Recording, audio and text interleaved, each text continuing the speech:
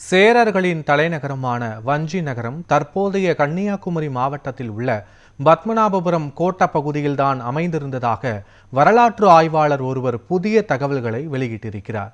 இதுகுறித்து விவரிக்கிறது இந்த சிறப்பு தொகுப்பு.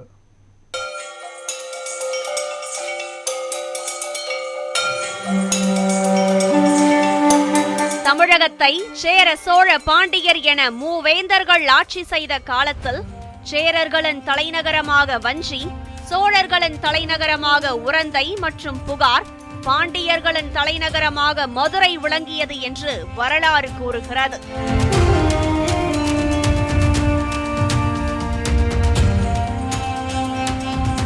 ஆனால் சேர பேரரசர்களின் தலைநகரான வஞ்சி மற்றும் பழைய வேணாடு நாட்டின் வரலாறு திருவிதாங்கூர் ஆட்சி காலத்தில் மறைக்கப்பட்டதாக சில வரலாற்று ஆய்வாளர்கள் கூறுகின்றனர். குறிப்பாக 1744 முதல் 1905 வரையிலான காலத்தில் பல வரலாற்று சான்றுகள் அழிக்கப்பட்டதாகவும் குற்றச்சாட்டு எழுந்துள்ளது. இதையடுத்து இந்திய அரசு கடந்த பல தசாப்தங்களாக வட கேரளாவில் உள்ள கொடுங்கல்லூர் பகுதியில் வஞ்சி நகரத்தை கண்டுபிடிக்க அகழாய்வுகளை மேற்கொண்ட போதிலும் உறுதியான ஆதாரங்கள் எதுவும் கிடைக்கவில்லை என்று கூறப்படுகிறது. இந்த நிலையில் கன்னியாகுமரி மாவட்டத்தில் பல ஆண்டுகளாக கள ஆய்வுகள் மேற்கொண்ட வரலாற்று ஆய்வாளர் மற்றும் கோதை ஆய்வு மைய நிறுவனரான தேவதாஸ் இலக்கிய மற்றும் புவியியல் ஆதாரங்களின் அடிப்படையில் பத்மநாபபுரம் கோட்ட பகுதிகள்தான் சேர பேரரசர்களின் தலைநகரான வஞ்சி இருந்த இடம் என வலியுறுத்துகிறார். தற்போது நாம் நிற்கக்கூடிய பகுதி கள்ளியங்காடு. இது கள்ளியங்காடு என்பது சங்ககால போர்க்களம். இந்த போர்க்களத்தில் சேரர், சோழர், பாண்டியர்கள் பாசறை அமைத்து பல போர்கள் நடந்துள்ளன. இங்கு போரில் பாண்டிய பேரரசர் ஒல்லையூர் தந்த பூதப்பாண்டியன் கொல்லப்பட்டுள்ளார். அவர் சேர அரசனின் மகள் பெருங்கோப்பண்டின் கணவர்.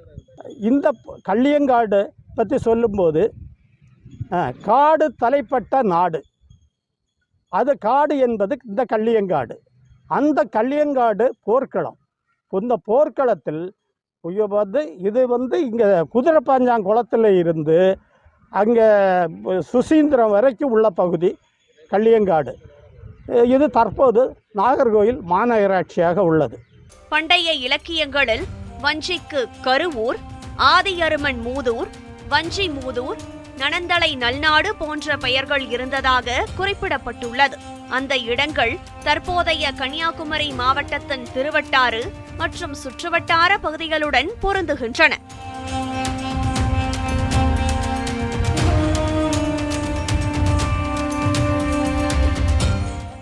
மேலும் சங்க இலக்கியங்களில் குறிப்பிடப்பட்டுள்ள இயற்கை அமைப்புகள் 3 கடல்கள் சங்கமிக்கும் இடம், நதிகள், மலைகள் இவை அனைத்தும் குமரி மாவட்டத்தின் புவியியல் அமைப்புடன் ஒத்துப்போகின்றன. சங்க இலக்கியங்களில் இடம்பெற்றுள்ள பதிற்று 10, புறநானூறு, சிலப்பதிகாரம் போன்ற நூல்களில் உள்ள பாடல்கள் இந்த கருத்திற்கு ஆதாரமாக இருக்கின்றன. மேலும் திருவிதாங்கூர் கால வரலாற்றாசிரியர் சுந்தரம் பிள்ளை எழுதிய மனோன்மணியம் நூலிலும் வஞ்சி நாடதனல் நாஞ்சல் நாடு என்று குறிப்பிடப்பட்டிருப்பதும் இந்த ஆய்விற்கு வலு சேர்க்கிறது. இவ்வாறான பல வரலாற்று மற்றும் இலக்கிய ஆதாரங்களின் அடிப்படையில் கன்னியாகுமரி மாவட்டத்தில் உள்ள பத்மநாபபுரம் கோட்டத்தை வஞ்சி கோட்டம் என பெயர் மாற்றம் செய்ய அரசு நடவடிக்கை எடுக்க வேண்டும் என வரலாற்று ஆய்வாளர் தேவதாஸ் கோரிக்கை விடுத்துள்ளார். இந்த வஞ்சியை அடையாளப்படுத்தினால் உலக தமிழர்கள் வஞ்சியை தேடி அலைவது நிறுத்தப்படும். அரசுக்கு பணம் மிச்சமாகும். எனவே அரசு இதில் தனிக்கவனம் செலுத்தி இந்த வஞ்சியில் நான் என்னுடைய நூல்களில் குறிப்பிட்டுள்ள ஆதாரங்களை அடிப்படையில் இந்த வஞ்சியை பத்மநாபபுரம் கோட்டத்தில் அடங்கியுள்ள பகுதிகளாகும்.